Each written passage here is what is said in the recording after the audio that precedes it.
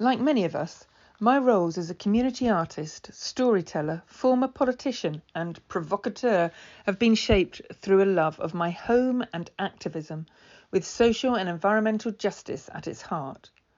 Exploring, sharing and celebrating creativity, culture, stories, heritage and the natural environment to nurture a sense of place and identity, imagination and exploration, building relationships and vision and empowering long-term positive change.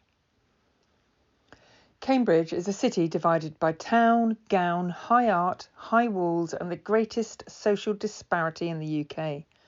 There are so many barriers. I do not believe that there are hard-to-reach communities, but there is definitely hard-to-reach art, culture, nature, institutions, conversations and democracy. And more I think of myself less as an artist and more as a seeker and maker of space. I'm going to quote Cambridge's John Maynard Keynes, economist, founder of both the Arts Council and our Arts Theatre here, and son of Florence, social reformer and Cambridge's first female councillor. He said, "The difficulty lies not in the new ideas, but in escaping the old ones, which ramify for those of us brought up, as most of us have been, into every corner of our minds." Making space for exploration, connection and creativity nurtures our imaginations, reaching those corners of our minds, building new visions and narratives, and unbuilding those old ideas. And so, as I share this snippet of Cambridge through some of my practice, I would like to provoke thoughts about the role of culture and participatory arts and how these emerging stories, insights and ideas can truly inform the design, research and policies that shape our city. Welcome to the Imaginarium. I've been working with Cambridge Carbon Footprint and Cambridge University researchers to create these provocative, playful and inviting spaces where residents, community groups, campaigners, researchers, frontline workers and artists can connect in conversation and creativity, setting out how the city could look in the future and sharing experience, knowledge, stories and hope. I've also been working with Cambridge Curiosity and Imagination in collaboration with Town and You and I, exploring children's ideas about the North East Cambridge development. We've been talking about public spaces. Some places are public, but they aren't public to everyone, said one 9-year-old. Maybe you can't get in because of your race or gender or because you haven't got enough money. Some places are public, but we know we can't go there, said a young traveller. I'm worried it won't be a place anymore, he continued. What makes a place? I asked. More nature, he said. More Bramblefields. Bramblefields is a small city council nature area.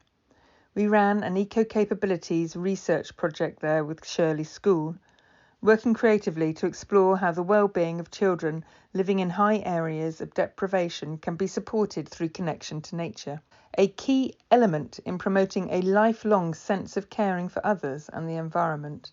And yet, I work with teenagers in the city who never play outside, have no access to nature, and who didn't even know that Cambridge has a river.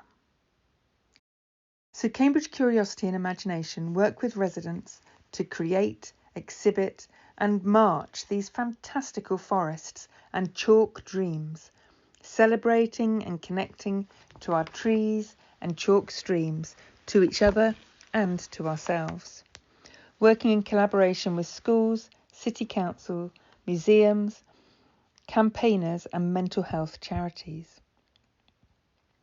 We asked the City Council to commit to the Tree Charter and initiated annual Tree Charter Day celebrations, whilst also contributing to 2 all-party parliamentary groups.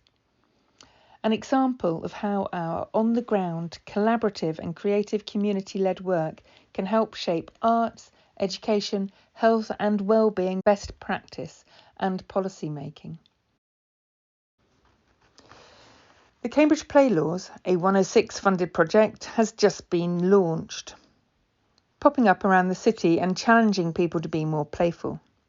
This is Joe, co-author of A Brief History of Cambridge Skateboarding. I met him recently to record his memories of skating at the History Faculty site at West Road. It's rare to find places in Cambridge where town and gown merge, but they did at the L Bank, until it was landscaped to prevent play. And whilst many older residents reminisce about the good old days of playing in the street, it becomes apparent that hostile design, cars and mistrust have pushed our children out of our streets. I was really struck by these boys who said that they had much more freedom to play outside when they were younger. That now, if they are seen hanging out with friends, they are accused of loitering. We've been imagining what Playlaws we would like for the city. I would like one that reclaims loitering as a positive word and rejoices teenagers relaxing outside together and just being.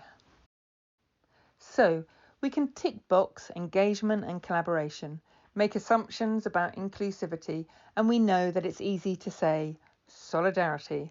But I'm going to finish with some words from Cambridge Pride, where I was working last weekend and asking what is solidarity in action and what does a loving community look like. One resident said, "For me, it's a lot about making space for doing art, for sharing stories and for creating together." And whilst we live in a city which still has the greatest social divide and many underrepresented residents and unheard voices, this is what solidarity, collaboration and a loving, vibrant and thriving community looks like to me too, because this is how we nurture the creativity, compassion, shared heritage, community-led curation and storytelling to truly represent and reflect the identity and values of our communities, connecting to one another, to our emotions and to our environment, unravelling difficult concepts and conversations, giving agency and hope, and sparking our imaginations to be able to visualise the changes we need to make together for a better future.